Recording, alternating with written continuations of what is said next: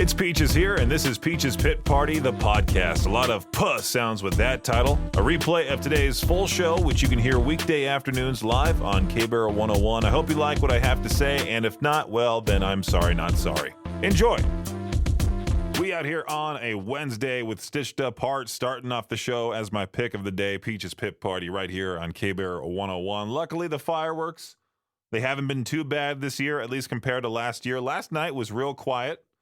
I had to sleep with my window open, because of the heat wave that we keep hearing about. And I remember last year, people were lighting off those illegal fireworks till late July, early August. It's died down, at least on my street. We're almost a week past the 4th of July, but some people, especially in Northern California, they're still dealing with the after effects of blasting off illegal fireworks. Apparently, cops use apps and drones to get video of people lighting the fireworks, and now citations are being mailed with even more citations expected in the upcoming days and weeks. It's not cheap at all either. More like tens and tens of thousands of dollars in fines. Could you imagine going out to your mailbox, open it up, and you just see this giant fine waiting for you? There's a picture of you lighting off a rocket into the sky. I do laugh sometimes as to how people around here would react if there was that sort of thing going on here. Like there was drones capturing pictures of people. I've talked about it on the show previously about growing up in SoCal when I got a ticket for not coming to a complete stop when turning right at a red light, which nobody ever did beforehand. But then that intersection got a camera that would just snap photos of your car with you in it and then sent a ticket in the mail with that picture. Luckily, we got it resolved. But could you imagine the outrage here if those cameras were set up at popular intersections around town? It would be a madhouse on Facebook. There are still people complaining to this day about a concert in Pocatello, the Rockzilla show in Pocatello, that happened a couple years ago. No matter what business goes in and goes out, or what businesses go in, what businesses leave the area, people have their 2 cents online. So it would only be funny if the city of Idaho Falls, for example, made a post about, hey, we're now installing traffic cameras at some of our intersections to prevent lawbreakers. You would see angry reacts, people putting their comments like, I know now to avoid that intersection, thank you. Or, what's happening to my Idaho? Like they own the state. I remember seeing someone complain about the funny voiced ads we did here for a little while, talking about promotions and such. And one guy was like, what happened with my station? Like, what do you mean your station?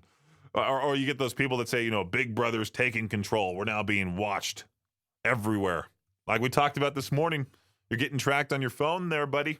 You mention anything you like, magically you get advertisements.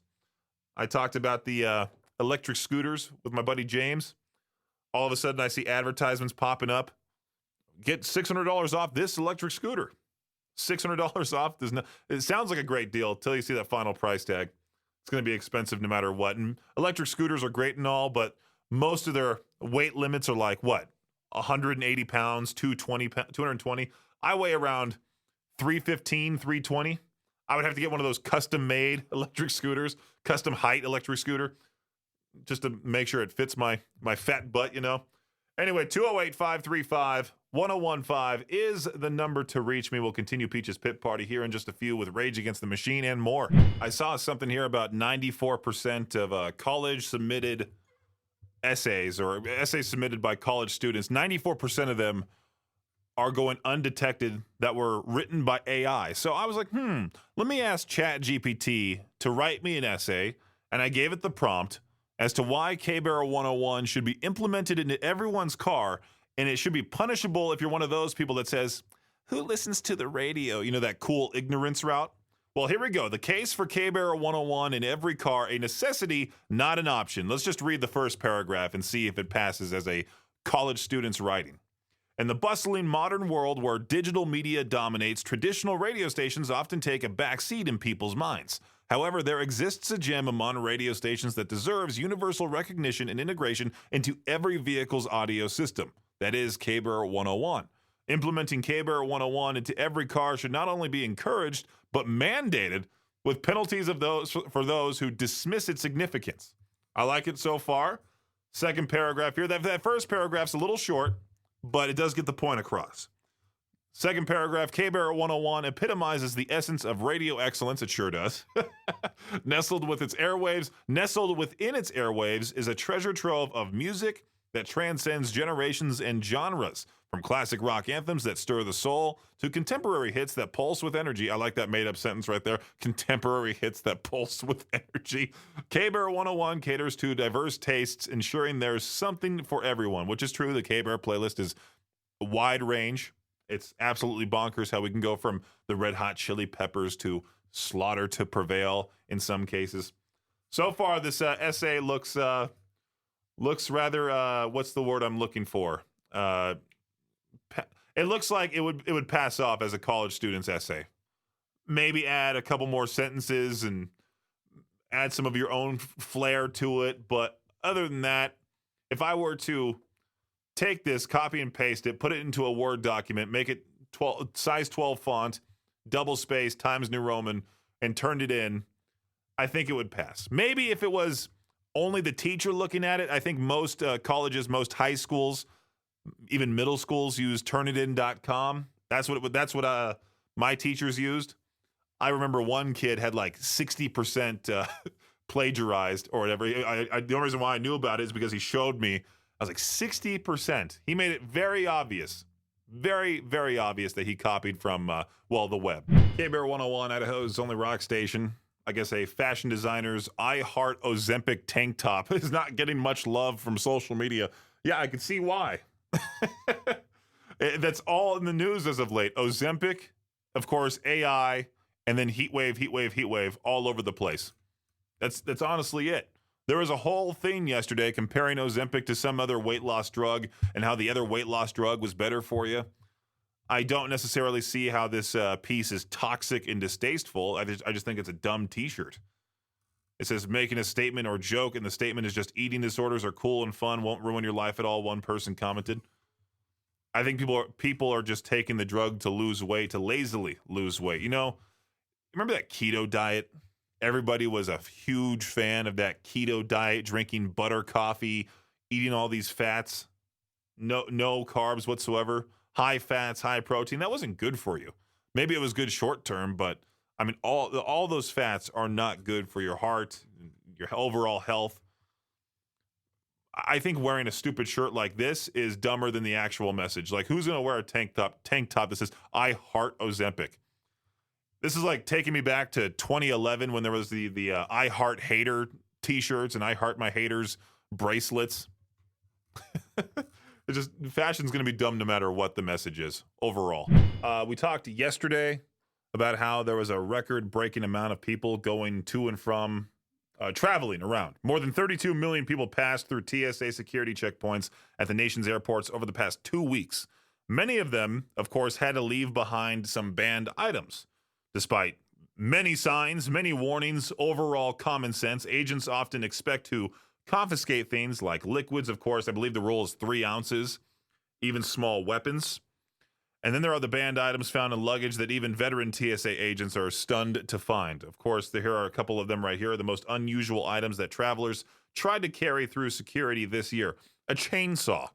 A full-on chainsaw. I would love to hear the story behind that. A kitchen sink. Maybe he wanted to give it as a gift.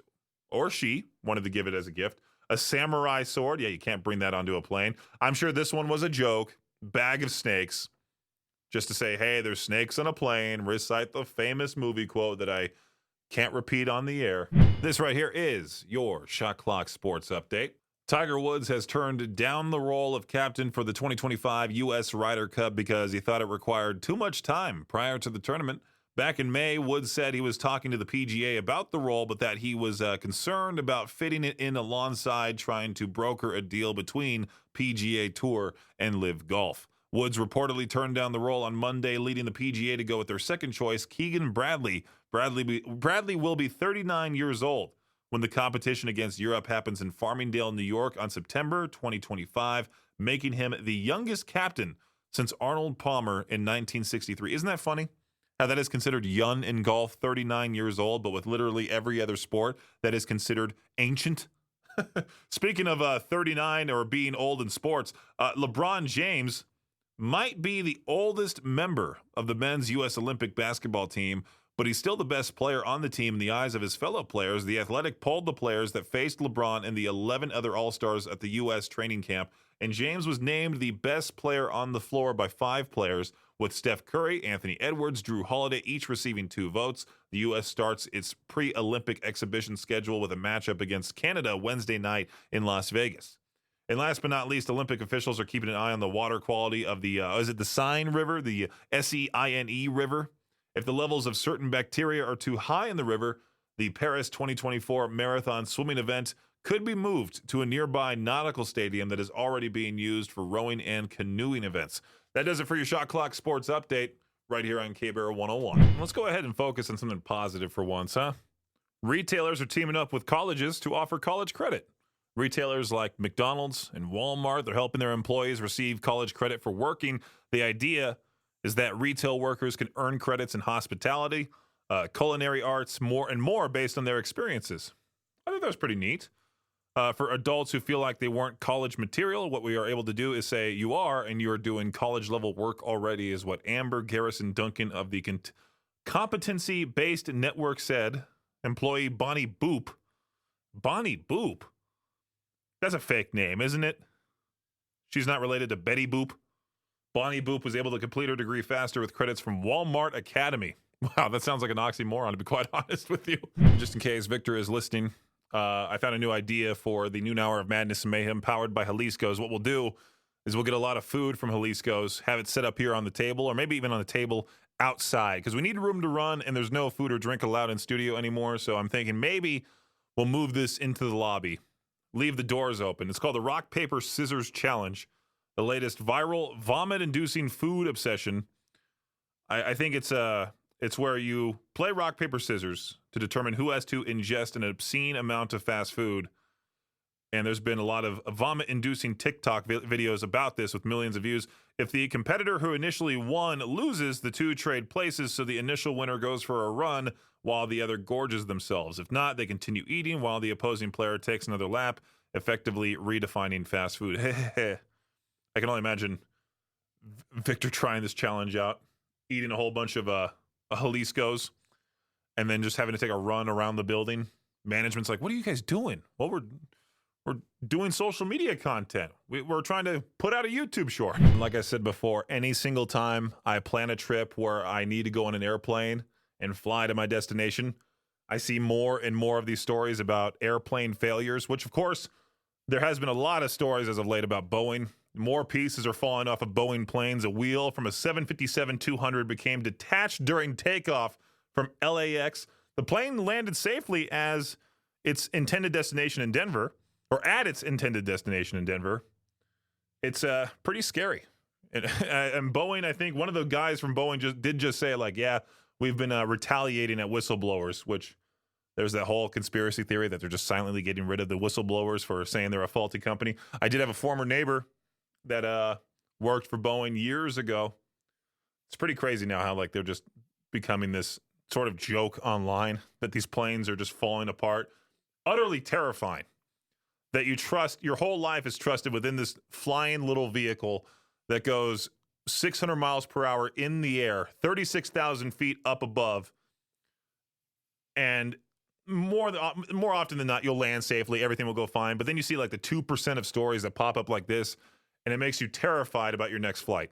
This could count as Fuzzy Thoughts with Peaches on K-Bear 101 for all these news stories out there about cars and how these car companies will brag about how fast these cars can go. The Koenigsegg Jesko Absolute, I just tried saying that and I completely butchered it, could be the world's fastest production car.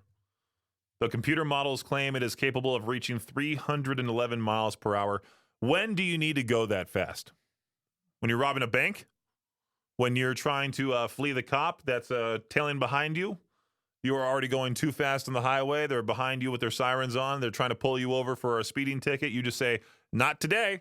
And you go 311 miles per hour. You kick it into overdrive. You take off. They can't catch up with you. But I'm sure this is not some normal-looking car. If it can go 311 miles per hour, I'm sure it stands out from the rest.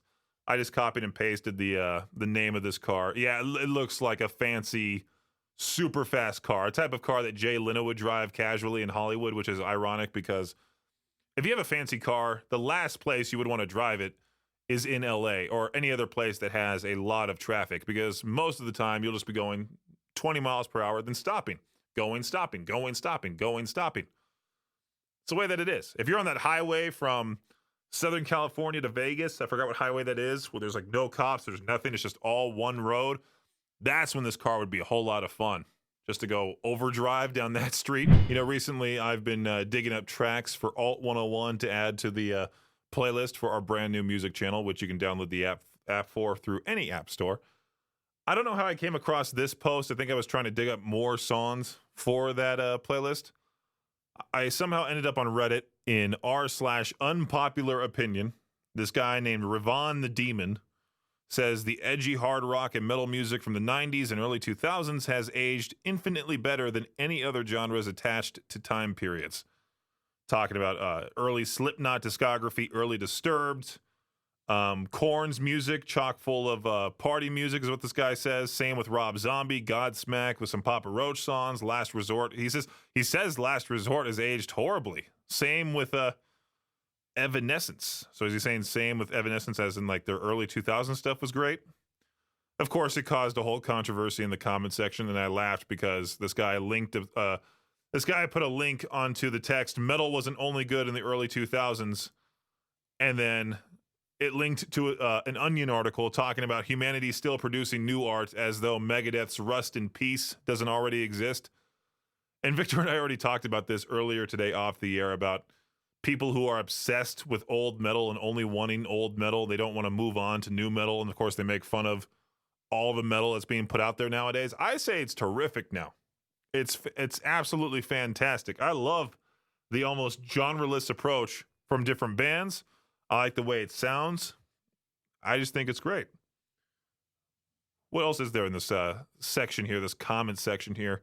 People agreeing, saying OMG, yes, Muse, Radiohead, System of a Down, etc. are still total classics and sound absolutely fine by today's standards.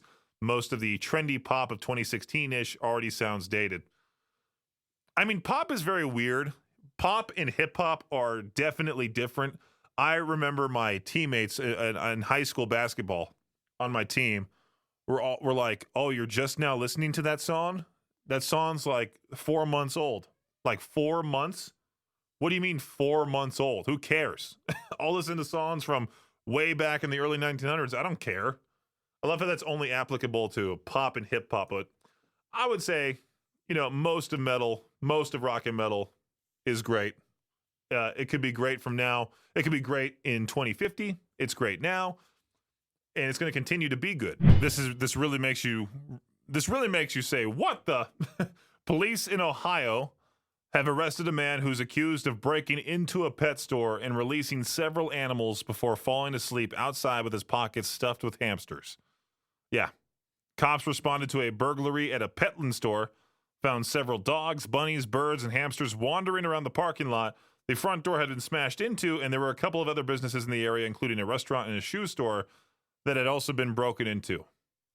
They finally found this guy named Matthew Pancake, a guy with a funnier last name than me. My last name is legitimately Peach. No matter how many times I say that, there's always that one person who comes up to me whenever they see me in public and go, so why do they call you Peaches? My name's Brendan Peach. But Matthew Pancake sounds a whole lot worse. Yeah, they found him fast asleep outside a Big Lot store. He was wearing leopard print pajamas and was found with 4 hamsters inside his pockets. This guy was definitely on drugs. So that game show I've pitched, is this guy on drugs? Or was this person on drugs? I mean, it came with a better title. Were they on drugs? There we go. The new game show on GSN. Were they on drugs? We tell you a story. You guess if they were or not.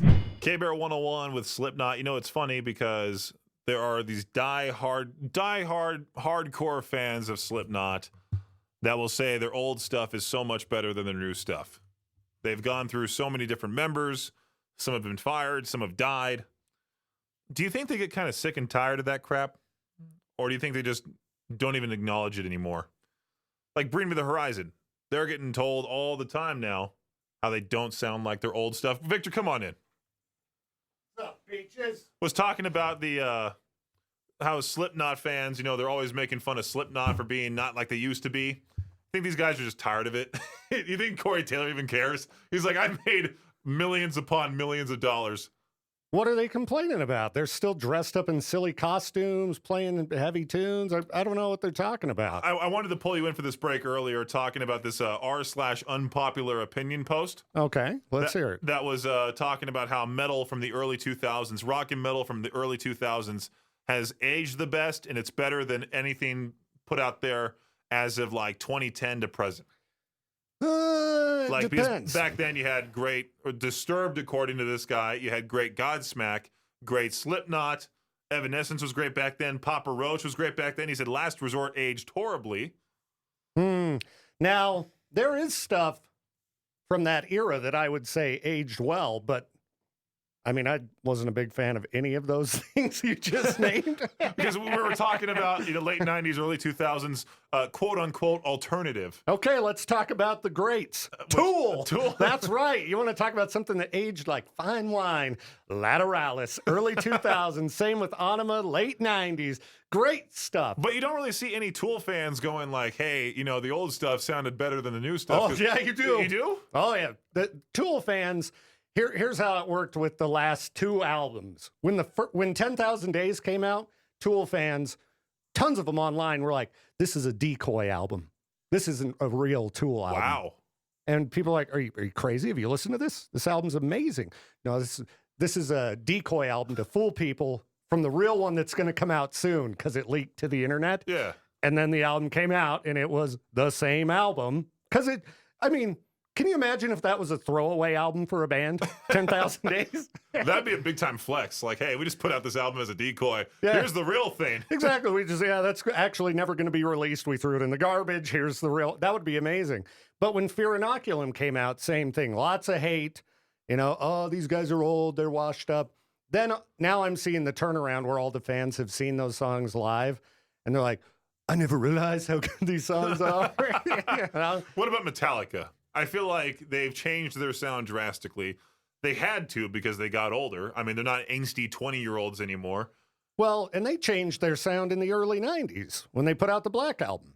And then after that, it was Load, Reload, Saint Anger. Yeah, and they've just kind of continued. Now they've went back more toward their original sound than on those albums. But that latest album was like cookie cutter Metallica. It wasn't anything like creative. It was like, okay, let's just do a typical Lars beat with a typical Kirk riff. Well, look what happened the last time Metallica tried to get creative. Lulu. Everyone went crazy. Like, what's wrong Lou with Reed these already guys? sucks. You brought in this old Lou Reed to just talk, right? Hey, that's what Lou Reed does, man. That's his thing. That's like me bringing in Henry Rollins or something like that to like talk over a track. That'd be weird. But yeah, I just saw that post and I was like, maybe I should have brought you in for this. But I think you were dealing with something else in your office. Yeah, and endlessly working is what I do. But yeah, I think that there is modern metal that's as good as anything that came out in the 90s or 2000s. But there's classic stuff that I think is still amazing and excellent. I just, wouldn't have. There's definitely new stuff that is better than Disturbed and Godsmack. And Evanescence, get out of here. Early Evanescence, yeah. But this guy had a link in the comment section of that post that said, metal exists after the early 2000s. And when you click on it, it takes you to the Onion article saying, why is humanity producing music when Megadeth's Rust in Peace exists? That's right. There you go. And there are those people that just ride Megadeth hard, dude. They're going... Megadeth, all the old scholl metal heads. Dude, Megadeth fans are hardcore. But it's funny because when the Megadeth show happened here in East Idaho, there were all those people. I'm going to Parkway Drive. But not them Megadeth heads. They sold their Parkway Drive tickets. I'm hoping they did. I'm sure they did. Peaches Pit Party with Victor Wilt joining the show, nearing the show's end. I'm shocked you're here this late, Victor. I know. I like to put in a good 12-hour shift. You live here. You're the king of K-Bear, as you say. I got so much to do that I just don't leave. I'm sorry. You asked me a question when we tried recording this break, and then I had to redo it. You said, have I looked at life in Idaho Falls? Yeah, in the last, let's see, if it's almost 7 o'clock in the last, 10 hours. No, because the thing is I think I left that group a while back when everybody was posting those snow photos I'm like, I want out of here. What? Because Peaches? I don't want to see. It obviously snows around here. I don't need to see it on my Facebook feed like it's snowing on Facebook. Well, you too. need to rejoin. You're supposed to be a member of Life in Idaho Falls, Southeast Idaho. The admin of that group fully supported SiriusXM. Remember when that was a big question? Talking about what's your favorite local radio station? K-Bear 1, obviously. But then the admin put SiriusXM, whatever it was, like the bridge. He was trolling us. He was trolling us. Are you sure it's a guy? It might be a woman. She, one of them. Yeah. Either or, they were trolling us. Yeah, okay. So what's the post? Is it about me? It's about us. It's about us. Somebody made a post. One of our listeners, Josh, posted. The administrators of this group just got a huge shout out on K-Bear Radio. They say you guys are moderating too much and they miss all the bickering. I'm just the messenger. They talk about this group a lot, actually. And it got 200 reactions. 140 of which are the laugh react. And there's a lot of commenting going on. Some people saying, yes, I missed the bickering. I'm here for the comments. And other people are like, no, the moderators are doing a great job. Of course. If there's no bickering going on. Let me guess. I'm sure they're old. Well, I'm sure they're. Let's see. Let's judge this person. I'm not going to say their name. Let me see the profile pic. Oh, and this person has a microphone in front of their face, too, but they are old.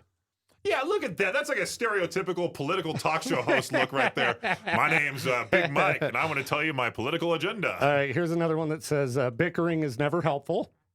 That right there. Okay, so I'm telling you, the name Karen isn't as bad as you think it is. This name like Cheryl right there. Cheryl, Linda, Pam, Fran, Sue. All those names are a whole lot worse than Karen. Cheryl. All right. Listen, I could already tell she was bad by looking at her haircut. Oh, peaches. We got some other groups being recommended here. Kimberly recommended we join I Love Rigby, and I'm allowed to talk about it. She says the comments I love that name. The comments are full of entertainment, and it's always a crap show. She said something different. It's always a butt show. Bob's posted, sometimes a comment needs to be cut off and then he stopped. That's great. We got Jeff with 96% of the reason I'm here is for the bickering comments. And it looks like most people enjoy the bickering. Hey, shout out to Josh. I appreciate that. Yeah, definitely. I did not mean to insult Cheryl the way that I did. We're just playing, Cheryl. I'm just making fun of the stereotype. We're just playing, Cheryl. Christopher said, sounds like the mods are doing exactly what they should be when people complain that there is less bickering. Let's look at this guy. Oh, he's young. What's up with this guy? Why isn't he down for the bickering? What? He seems like a wholesome dude. There we go. There. Oh, he kind of looks like Tristan Tate a little bit. You know, Andrew Tate's brother? Oh, now he looks like Andrew Tate in that photo. What happened to his hair? Where'd it go? Yeah. All right. That's a big tech guy, you know? Yeah. So he should be down with the online bickering and trolling. Right. He seems very wholesome. It seems like, hey, I don't mind being behind the old person at the grocery store. Yeah. I can learn a thing or two from that guy. That's for sure. Idaho's only rock station, K-Bear 101. It is now that time once again for To Peach Their Own. I'll give you my stupid question of the day. You give me your best answer for this one. If you could permanently change the price of something to only $1 and that is it, what would it be? You won't believe how many people said gas, including my own dad, right there in the comment section at K-Bear 101 Idaho Rock and Metal. I did see some people saying rent, which I don't necessarily understand, because wouldn't you just want to make houses $1 and not have to pay rent each month? Like, you'd really want to deal with a landlord and pay them $1 still? Like, you're still having technically somebody above you. You do have the perk of getting your things replaced if they break, like a refrigerator. They'll replace it for you in most cases. But paying rent, might as well just make all houses $1. There was another comment that sort of had me intrigued, too, talking about flights. Yeah, there we go. Flights being only $1 for each flight. You think tourism's bad now? Imagine if every single dollar or every single flight was $1. Imagine that we just had a record-breaking amount of people fly in one day. And if you made flights only $1, there will be so many other people in the air. Flights would be terrible to book. Awful. You would have to plan your trip almost a year ahead of time. So I'm intrigued to see what you have to say to this question. If you could permanently change the price of something to only $1, what would it be? Call into the show right now at 208-535-1015. K-Bear, how's it going? Hey, Peaches, what's happening? Hey, nothing much. Just getting those answers for if you could change an item to $1 permanently, the price of that item to $1, what would it be? Automobiles. What'd you say? Automobiles. Cars. Automobile. Sorry, I thought you said portable bills for a second. My phone cut out in here. Not your problem, not your fault at all, but automobiles. What car would you get for $1? A 3/4-ton Chevy truck. I think I would go for something stupid like a Hummer H2. Something dumb like that. Yeah. A car that I wanted as a kid, but then grew up and was like, yeah, maybe not. Hey, K-Bear, how are you? Good. How are you? Doing fantastic. How you doing, Peaches? Doing great. Cool. If you could permanently change the price of something to $1, what would it be? Taxes, federal and state taxes. I did see a lot of people saying politicians' wages. What was the other one that I saw on this Facebook group here? I wish I had it pulled up. I don't know why I didn't pull this up. If you had a second option, what would you choose? Second option? Yeah. Someone put chocolate milk. What is the point of that? Chocolate. What? You know what? That's the same person that thinks that chocolate milk comes from the brown cows. There you go. Thanks for listening to Peach's Pit Party, the podcast. If you enjoy the show, please share, subscribe, and rate the podcast. Peach's Pit Party is hosted by me, Peaches, and is a production of Riverbend Media Group. For more information or to contact the show, visit riverbendmediagroup.com. Until next time, Peach out.